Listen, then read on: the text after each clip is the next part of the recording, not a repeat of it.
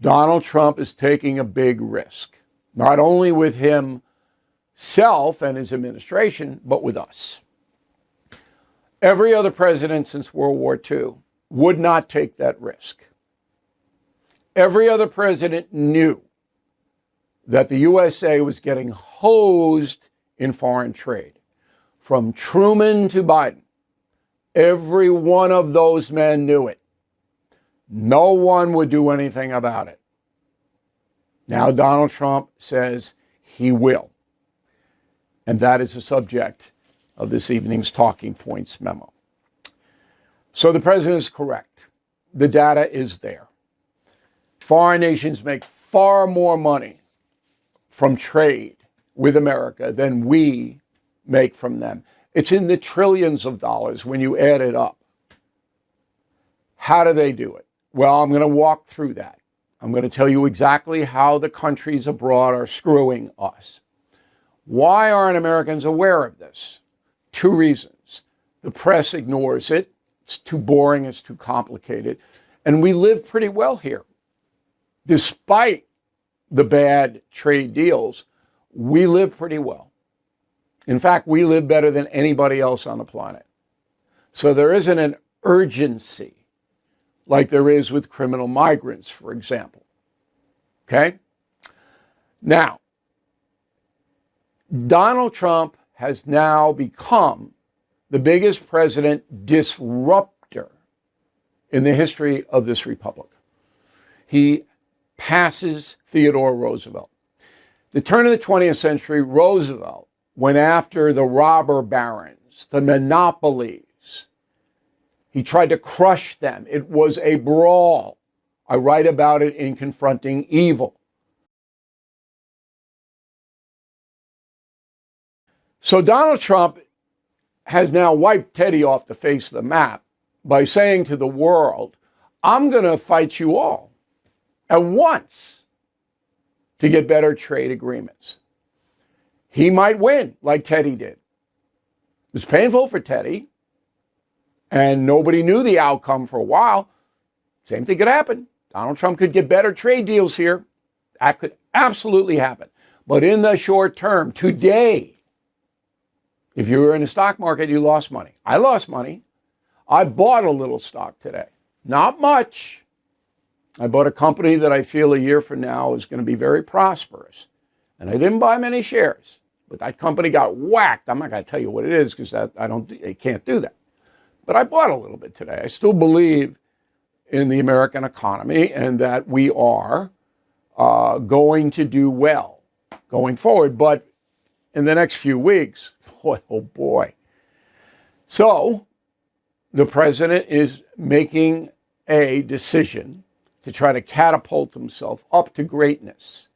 Because if it all comes true and manufacturing comes back to the United States and investment comes back to the United States, the American worker will prosper big time.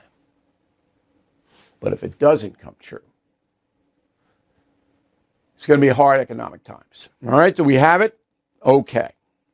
Now, enter the press. They want Trump to fail, except for Fox News and Newsmax. Everybody else in the press wants Trump to fail. So as soon as the stock market goes down, you get hysteria. Go. And so they have taken an economy that was actually in pretty decent shape and moving in the right direction, and they are going to turn it upside down, and I think 50-50 into a recession. Wow, 50-50. And you have, as you said, companies like Goldman Sachs using the word stagflation, that combination of inflation and slowing growth. So that's NBC Comcast. It's going to be a recession. It's going to be horrible. You're going to lose your home. Your kids will be out in the street, that.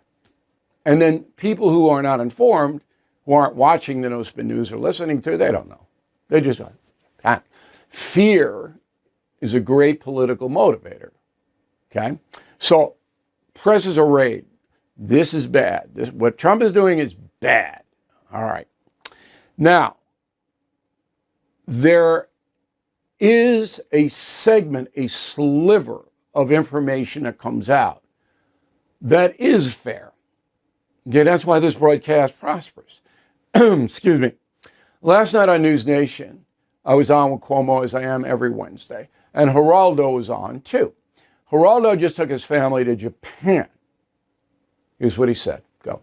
I can tell you, we went the length and breadth of the island archipelago, and the big cities like Tokyo and the others.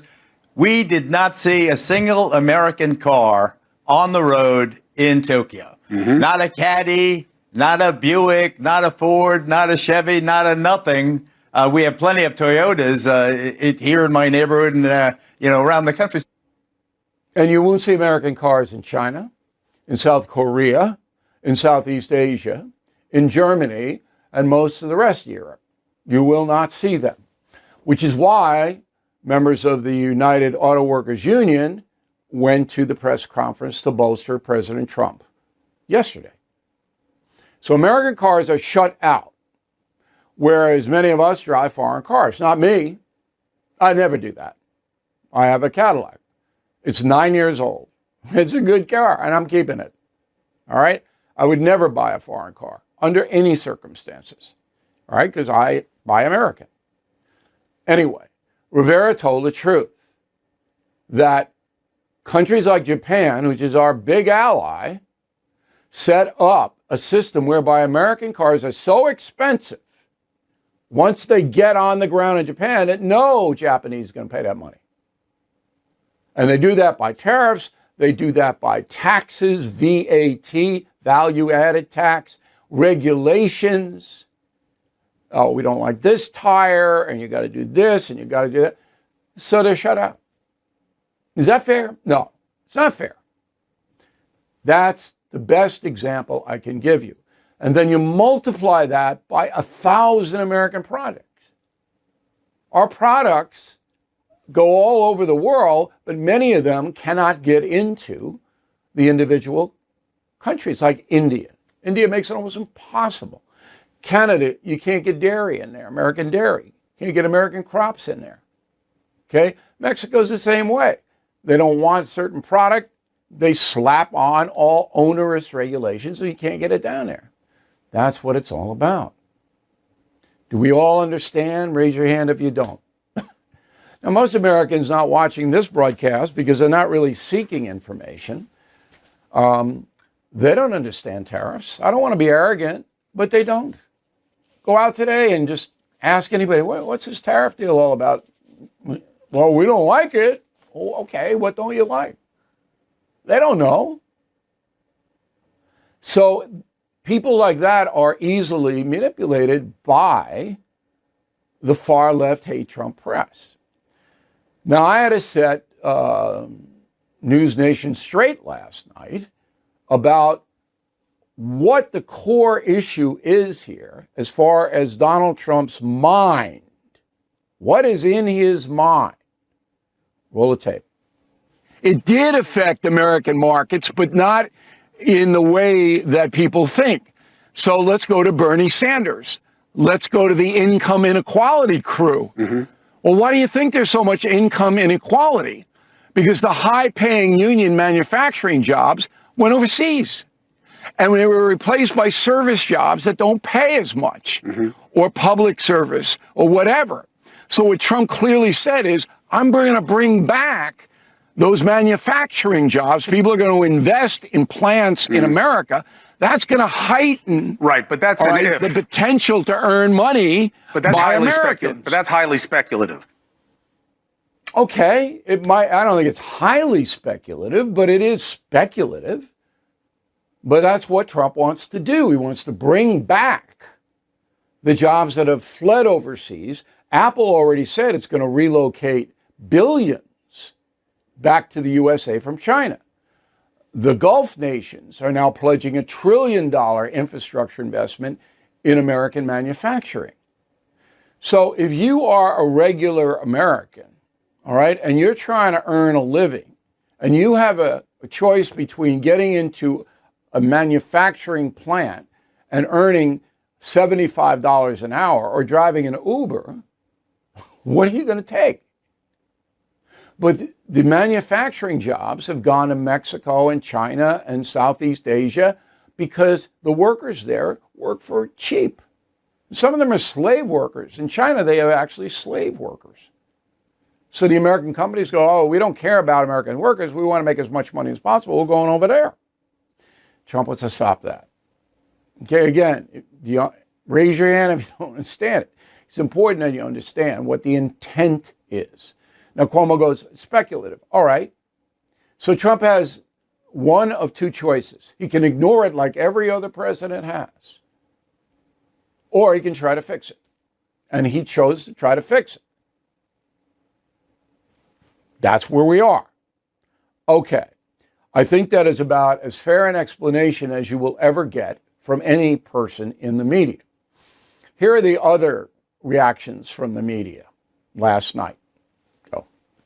It is hard to overstate the potential impact of tonight's breaking news, and it's no exaggeration to say it has the potential to affect more lives and livelihoods in this country and around the world than virtually anything short of wars and pandemics. Donald Trump has been on a quest to turn the United States relationship with our friend Canada, one of our closest allies, on its head between his manufactured trade war and threats to make Canada the 51st state. His actions are so ludicrous and so deeply unpopular that they are prompting the booing of our national anthem at NHL and NBA games held in Canada over the last couple weeks. President Trump calling it a declaration of economic independence. He calls it Liberation Day. It is almost certainly to liberate more money from your wallet. It's utter nonsense. The European Union charges the U.S. a 39% tariff. That's obviously preposterous. It's totally invented. We don't even know where that number comes from. That's just stupid. He's stupid. All right. Everybody knows that the VAT tax in Europe, which is between 20 and 25% in most places, jacks up the price of all imported goods, not just from the USA. You know, this kind of dishonesty, if I'm the head of Comcast NBC, he doesn't work for me. He's just not smart enough to work for me. And he's misleading everybody. And then Wallace, his actions are so ludicrous and deeply unpopular. Of course, they're going to be deeply unpopular with Canada and every other country because they're not going to make as much money. If Trump's successful in what he's doing, those countries aren't going to make as much cash. So they're not going to be happy about it. But again, Nicole Wallace, does she know anything? And I hate to get personal because I know these people. I got to tell you, they don't know anything. And they don't care to know. They don't care. All they want to do is bash and hate Donald Trump. And that's what they do. But this stuff gets out to casual Americans who don't follow the news, who don't understand what this is all about. All right, let's wrap it up here. So, short-term pain is going to happen. And Donald Trump is responsible for the short-term pain. That's a fact. Longer term, nobody knows. I don't know. I can't even guess. I'm hoping, not for ideological or party reasons, I'm hoping that Trump makes good deals and the American economy surges, which absolutely could happen as well. And that's what I'm hoping for. Why? Because I want every American to live better, to have more security. Has nothing to do with Donald Trump. I thought his presentation yesterday was pretty good. All right, I know what I'm talking about here. I've been to 86 countries. Rivera told the truth. He's all over there. You're not going to see any cars made in America in these countries. So, Trump is a disruptor. Will he win? Place your bets.